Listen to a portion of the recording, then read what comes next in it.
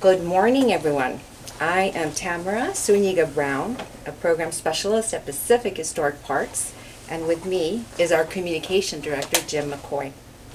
Today is a very special day because March 21st is National Rosie the Riveter Day, and we have the honor of conducting an oral history with our very own Rosie from Hawaii, Lucille MacDonald. Aloha and welcome, Seal. Thank you. We are so grateful that you are joining us today, and we thank you for dedicating your life's work and service to our country. Thank you for having me. We are truly honored, truly honored. So how are you feeling this morning?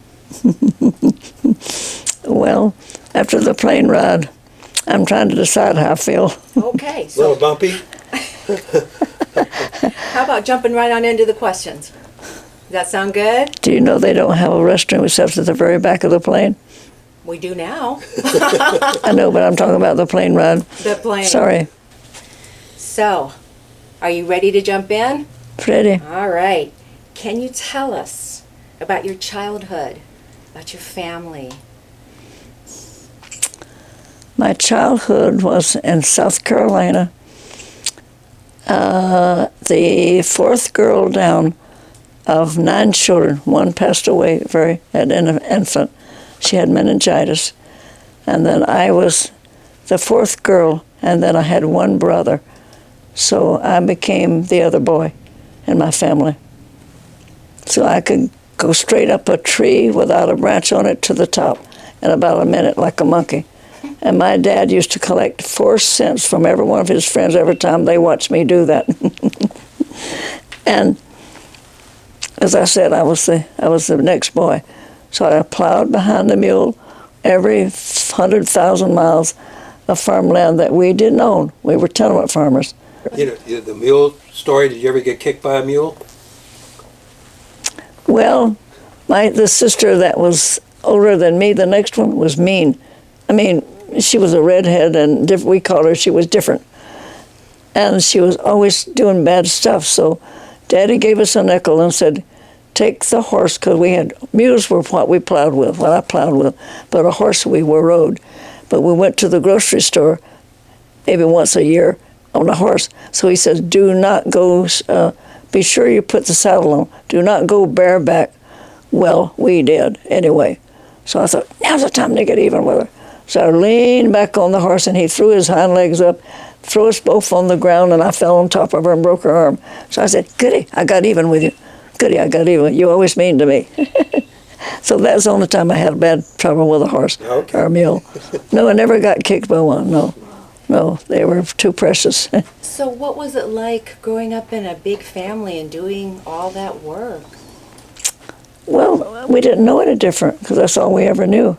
That's all we ever knew, And, we didn't have electricity. Everything was wood stove to cook, wood stove to iron, wood stove for everything. So we worked so hard because my mother was a farmer, not my father. He did public work. But she worked hard on Saturday afternoons. Most of the country people the kids got to go into town just to shop around. But gosh, guess what we had to do? Go to the, what was the name of that tree? Well, anyway, there was a certain tree that we had to go cut our own branches and make our own broom. And you sweep every chicken print foot off of this yard. And it was only like a half a mile long. So that's how we spent Saturday afternoons, sweeping the chicken prints off the sand. Wow. So that was kind of the childhood I had, but it look what it did. Mm-hmm. It made me strong. It made me very strong. Children don't work today like we worked. Not at all. I don't think they do. Right, so chores, those were some of your chores, right? Bringing in stove wood, oh yes. It was never ending. We fell in bed at night. We were so tired. But we had a wonderful mother, a hard worker, but a wonderful mother. Now, did you guys have pets? Did you have pets? Oh yeah, there was plenty of pets, yeah. Dogs, cats? Oh, dogs, mostly dogs. If we didn't grow it or raise it, we didn't get it to eat. That's the way it was. Everything, nothing was added to it, which probably helped a lot with my health. So nothing was added at all, ever, ever. My mother could cook a meal out of practically nothing. It's amazing, but not today. I mean, you can't, I mean, it's unheard of. Very, very interesting.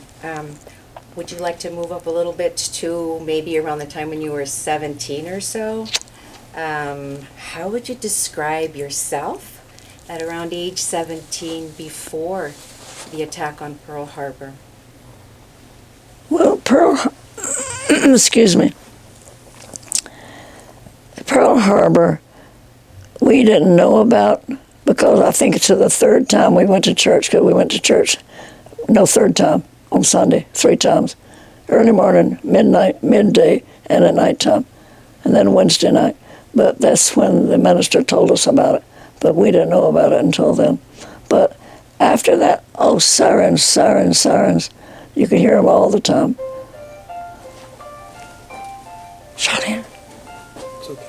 It's okay. So the sirens were the sirens from fire department or just the police? Yeah, fire departments. Okay. And then when I got my first job in a factory, right out of high school, making military belts. Excuse me. All of a sudden, and it was nighttime work, and all of a sudden there'd be a siren. So we never knew what the sirens were about, but they just said, you know, we're at war, we're at war, we're at war. So I had already gotten that job to work at nighttime. And then after that job, I just said, I need to do more. I just need to do more. All the men were leaving, and I need to do more. And that's when I made a decision to make my life be taking care of the country, which I did. And we thank you for that. So the decision to serve the country, and you made it to, where did you go when you decided to? I begged my cousin to go with me to get a job at the coast, Okay. and she wouldn't go. And I said, all right, I'm going to go myself. I'd never been on a Greyhound bus, so I got a ticket on a Greyhound bus and rode to Brunswick, Georgia. And I knew that I had heard there was a shipyard there. So I applied for a job and was hired, sent to school a few days, and then came back as a journeyman welder and launched 1 ship a week. 1 ship a week. We had the most difficult job that anybody could ever have. We wore boots up to our knees, steel toes, coveralls, as you might see in some of the pictures.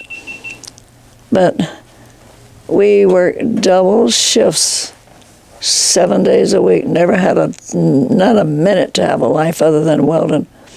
And so many flash burns. If this person is welding and that one raises a hood, you go to the clinic. You go to the clinic because you got a burn in your eyes. Every minute there was burns every minute. And then burns. We couldn't have anything. Our coveralls had to be tight, so nothing could be loose, so the hot metal couldn't stick. But I did end up with part of the story. We put these big ships together, welded them together with huge pieces of steel dropped down. And we had to weld up, sometime openings this wide, fill it all in with hot metal. So then when that was complete, you go in the morning, you go get your lines, which were very heavy, and go plug it in. And then you go get a wooden box about this tall, about 1.5 foot tall, and load it down with welding rods, all different sizes depending on what you'll be welding. And then we were let loose to go. And when that ship got put together, then it was moved over to the wet dock, and then they would do this to me. And I said, "What's that?" "You're the best welder on the whole shipyard. You make the prettiest and best bead, and you'll go over there, and everything that doesn't pass the final inspection before they crack the bottle of champagne on the side, you get to weld it back." Okay, I get to weld it back, and I did. So I was a champion welder, but now I'm a Rosie the Riveter. How did I get to be a riveter? Well, you did say to me the other day that the welders got more burns than the riveters, but they're all together though, right? But riveters didn't get burned. Well, they were in. Everybody had a job, right? Yeah. That's a good point though. But the welding was very dangerous, I assume. The welding was very dangerous. I ended up with cancer, which I beat because I had a bad burn on my arm, right here, and then many years later it started to itch. I'm on Maui, of course, and I went to the dermatologist. I said, "What's happening here?" He says, "Cancer." I said, "What?" He said, "Cancer," and I said, "You can look at that and see it's cancer." He says, "Yes, I can." He said, "But we need to send it off to the lab right now, right away." And I said, get on with it. Get it done. He said, "But not today, we'll get it." I said, "Today?" He says, "Not today." I said, "Get that cut off of my arm right now." And he says, "I'll do a good job." I said, "You better." So he cut this huge, great big thing from my arm, threw it over to one of the girls and gets us off to the lab right away. Did come back cancer. But You beat it. I beat Did it beat it. twice. Yeah. Twice. Wow. That time and one other time. So, see, I have to ask you because I'm curious. How did the training go? Like, what was that like to learn how to be a welder? How did the training go? It was just 2 or 3 people standing on the side showing you, just showing you why you had to do this and do that, which doing a bead of weld is actually like drawing a picture of something that had lots of detail. So you had to be very particular as you came in with a welding rod to make it just like a little rose sitting on the side of a little rose, on the side of a little rose, on the side of a little rose. That's the way it looked. But I guess I was a good one. I guess. Sounds like it. Was it heavy to hold it for Oh, yes, so many yeah, hours very, a day? very heavy, very heavy. But I still have muscle from being strong. That's what. I am strong, thank goodness. Yes, you are. Do you remember any of the ships that you built? The names of them? I was trying so hard yesterday to remember the name. I went up to Long Beach one time to see one that came in, and then when I lost my everything, I lost my memory, and I keep trying to remember the names of the ships. I can't remember That's okay. so far, but I'm getting a little bit of memory back slowly, every now and then.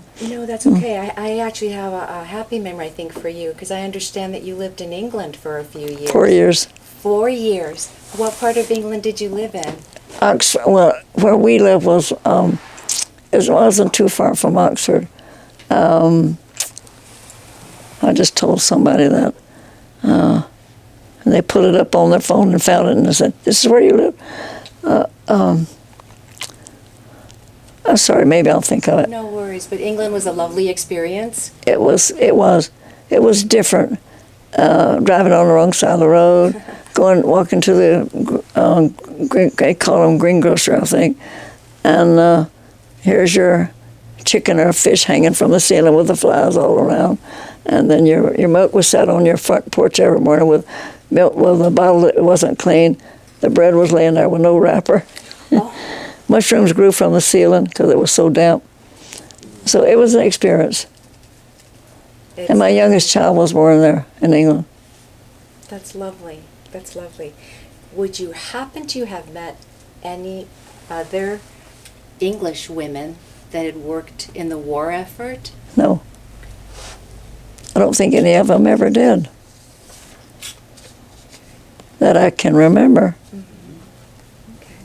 There was one nice thing about living there was every Friday or Saturday, I don't remember which night, they had, because we lived at the end of a street, with a little roundabout. Yes.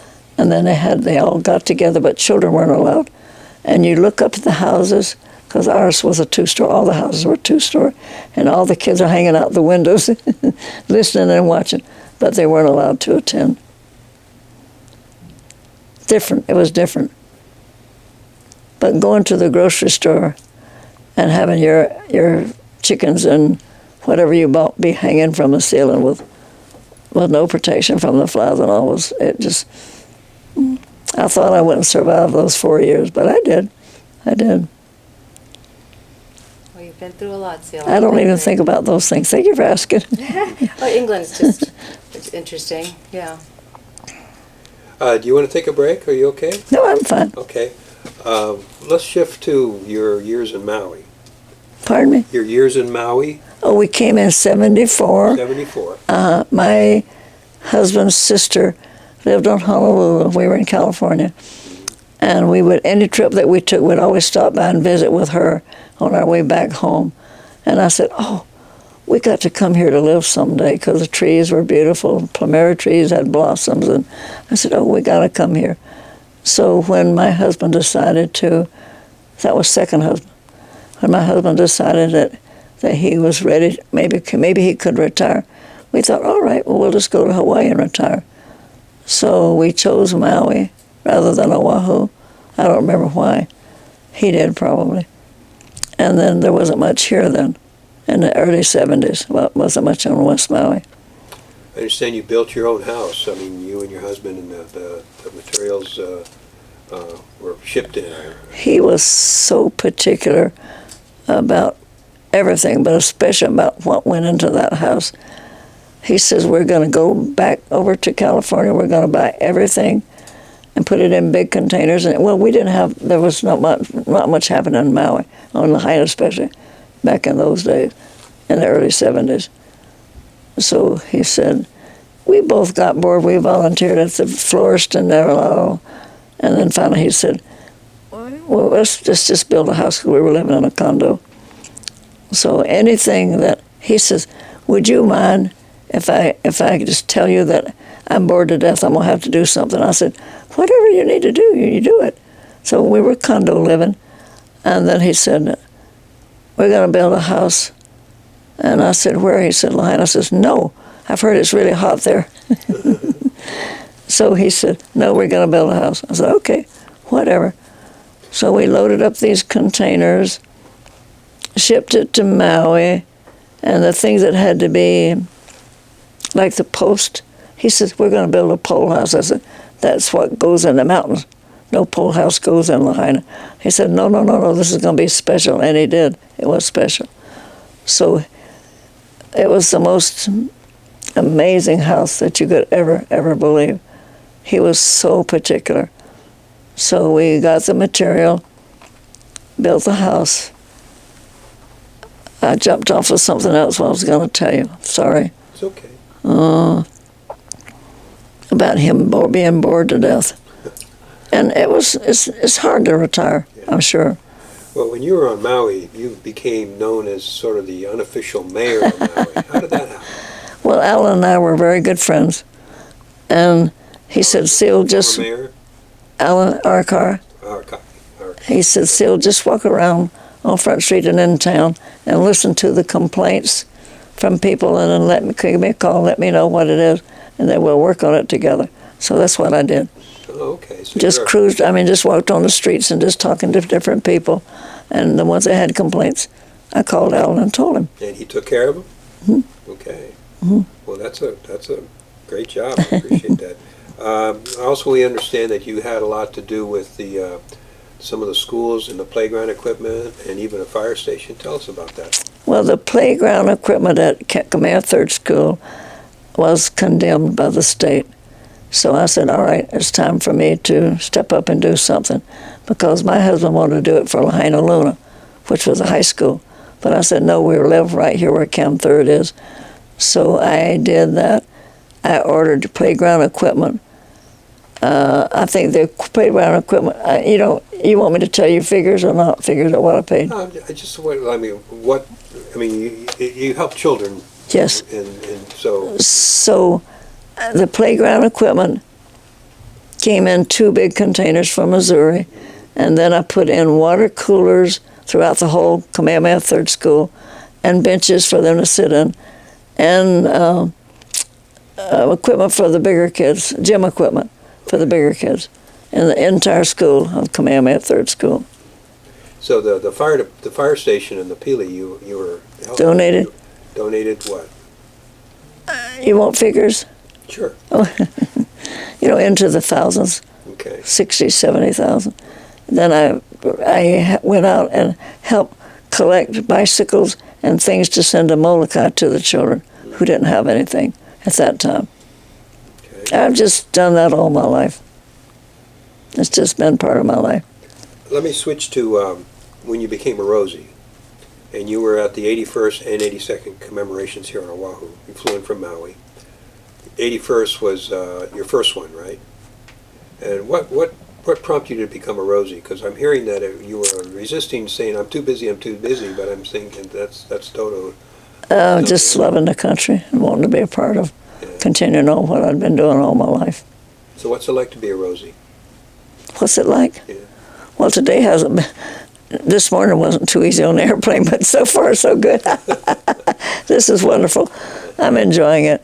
It's just that when I lost everything, and then I lost my eyesight, and I lost my brain, and I lost everything I had collected for 90 years.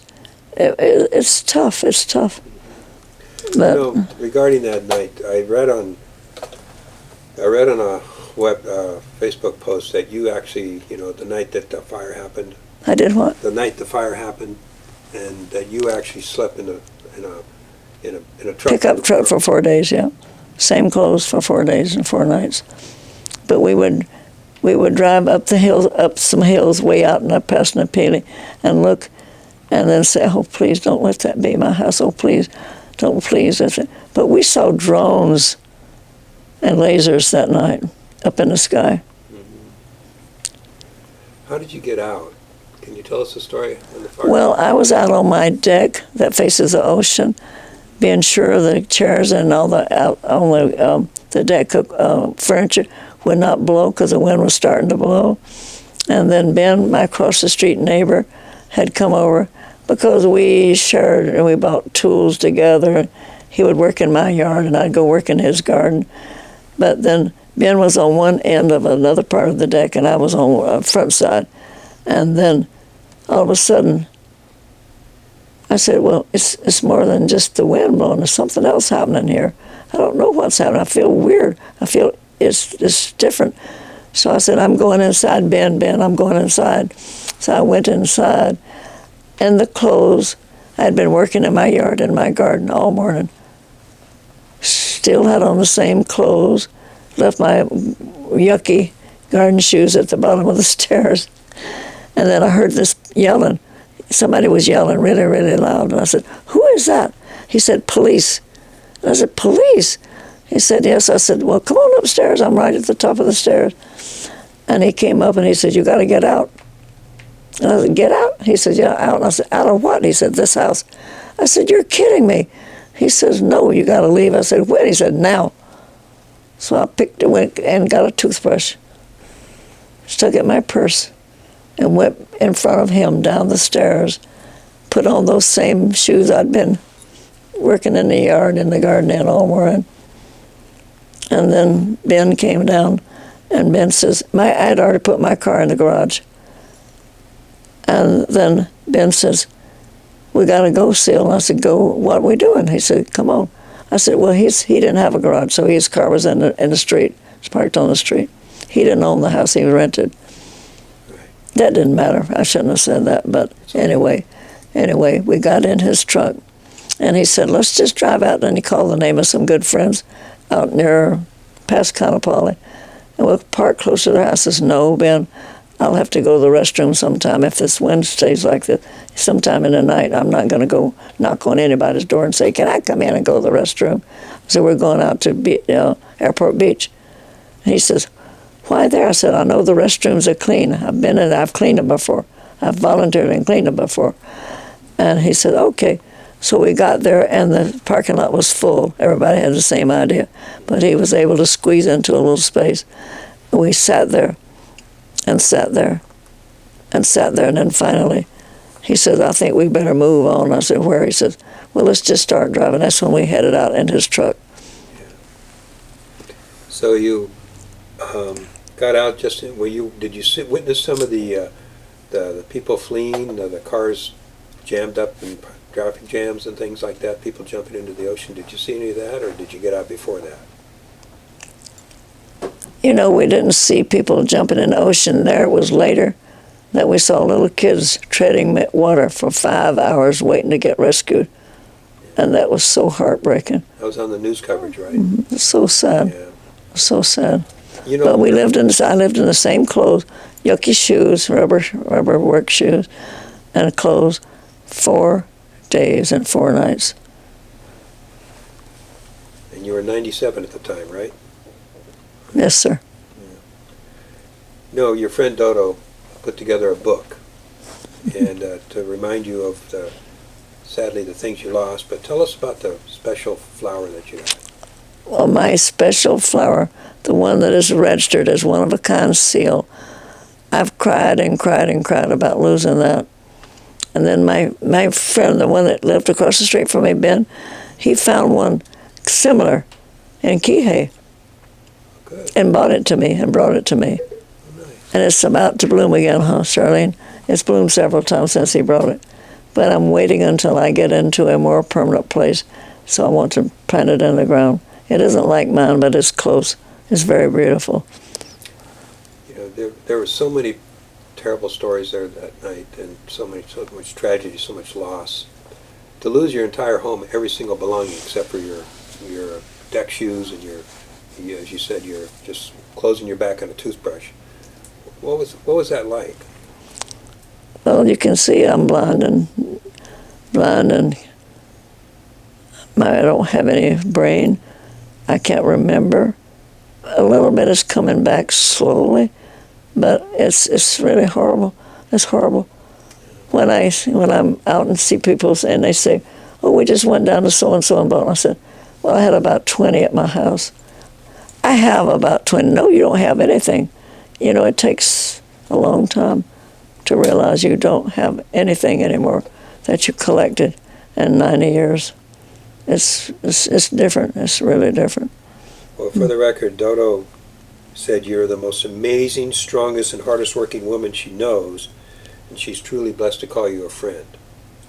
And I know you have a lot of friends, so that's something that does help. I have wonderful friends. It's about all I have anymore is wonderful friends. But I'm grateful. So your life experiences, the hard experiences growing up, going through the Rosie years, and rationing and all that, having what happened to you in the last, chapter of your life, losing your home, was a real blow. But it's also, did you think all the things that happened to you in your life before made you more resilient for this to survive this? I wasn't the only one that lost my home, but all the precious things with all the travel, and we traveled a lot once my husband retired, we traveled a lot, brought things from Japan and China and Hong Kong and Italy and Paris and all over the world, collections of precious things that we paid a lot for, brought a lot for, and that to know that it's gone forever, you'll never see it again. And then insurance companies don't want to pay you for any of it either. Sorry I put that in. That's okay. No, that's fine. That's fine. You can write that out if you want to. One of the things that we recalled from the last, back to the Rosie Riveter, and today being Rosie Day, pretty soon you're going to go down to the park and sign some posters and meet and greet some guests. Last time you guys were there on December 7th when there was 8 of you and you had that big line of people that were 300 long to come and get your signatures. How do you feel like? Do you think that people are beginning to understand that the Rosie the Riveters, or the Rosie movement is an important movement? I spend a lot of time thinking about that. I wonder how the people do feel about it. I know that signing the posters that day, I'm not sure who it was, said, you can only get one thing signed, so only take one thing up there. And I said, excuse me, this little girl was dressed like a Rosie. I mean, like she thought a Rosie would look, in our coveralls. And I said, would you like a picture? And that's it. I'd come around and then get a picture. Well, you're going to get a lot of pictures today, I guarantee you. Because we have 2 of those Rosie the Riveters. So you'll have a lot of pictures. But I wasn't going to let them get away with that, But that commemoration, though, also had, remember all those young ROTC kids in the uniforms? They were Right. 15, 16 Yes. years old? What Yes. did you think about them coming? Was that? I thought it was wonderful. I sat there crying, thinking, "Isn't this wonderful?" And the parents to be able to do it. Those parents dressed these children for this occasion and brought them there. And I was not going to let them tell me I was only going to sign one thing for them. Every one of them got signed. Okay. But back Sorry. at the commemoration event, when you saw the young future leaders, perhaps, it's important that they also understand the history of World War II, correct? Right. Yeah, and also the Rosies. Right. And the WASP and all the other women who contributed. That's what I was just getting at. because Right. I understand. It's been, we have really only, right now at this count, around 22 Pearl Harbor survivors left in the entire world. 22. Just about 22. Mm-hmm. And there's a lot more Rosies because the Rosies began working earlier in their lives, so, and you're 98 now, right? So we hope you're around for many, many years still. Thank you so much. Yeah, this year I'll be 99 if I make it. You will. I think I will. I mean, I'm looking forward to being around. But my nephews and all the ones on the East Coast that live in Florida, South Carolina, Georgia, when they call, they say, "Auntie Seal, you're just the most strongest person we've ever known in our life. When are we going to get to see you again?" And then I feel so bad that I'd love to see all of them again. So we're thinking about Washington. And then if we do go to Washington, and I got to make up my mind soon because it's coming up very fast, I will go to South Carolina. And I will call all of my cousins and say, "Let's all get together." Well, we'd love to see you in Washington because some of us will be there and we want to see that gold medal around you. Are you going? Yes, I'm going. You going? Unfortunately, no. Unfortunately, Just a few I'm of us. not. You are not. Unfortunately, I'm not. No. But Yeah. there's some of us, and there's going to be a number of your fellow Rosies there, so including ones who were here at the 82nd, a number of them. So Right. you're like a mini reunion. Well, I thought that this trip maybe would encourage me, get me going. You can do it. You can do it. Like we can do it. We can do it. We did it. You did it. Yes, you did, and we are eternally grateful. Eternally grateful. Thank you so much for having me. Yeah, your life story just cements. I'm sorry that my memory is just so bad that I can't remember so much that I should be telling you. It's okay. It's okay. We're grateful. We're grateful. As Tam said, it cements that we're grateful for everyone who fought in World War II, who worked on the home front in World War II, Right. and the women in particular. That they're all part of the greatest generation, and we very much applaud you for that, and thank you for everything you've done. Thank you. Well, my dad just missed the draft, and he volunteered to be a policeman. So I guess it was in my bones to do something, Sir. Mm-hmm. because I had a great mom and dad, hardworking. Well, thank you so much. We really appreciate it. Would you like to add anything else? Just how grateful I am to be here with you. Oh, it is our honor. We are grateful. Thank you so much. Just grateful to be here. Thank you. Thank you. On behalf of Pacific Historic Parks, I want to thank you for being here. Thank you so much for having me. Thank you for coming and pick us up. That was special. Thank you. Did I get 5 stars for the drive? How about 100 or 1,000? And this is so beautiful. And you said it was your color. They're my favorite colors. Okay. Gorgeous, gorgeous. Well, thank you so much. I'm sorry that I couldn't give you some definite answers on definite things, but brain dead, it's... Your brain is awesome. Your brain is wonderful. Thank you so much. So we appreciate Boy, that it. makes me feel good. It's just- Cock-a-doodle-doo. Thank you so much.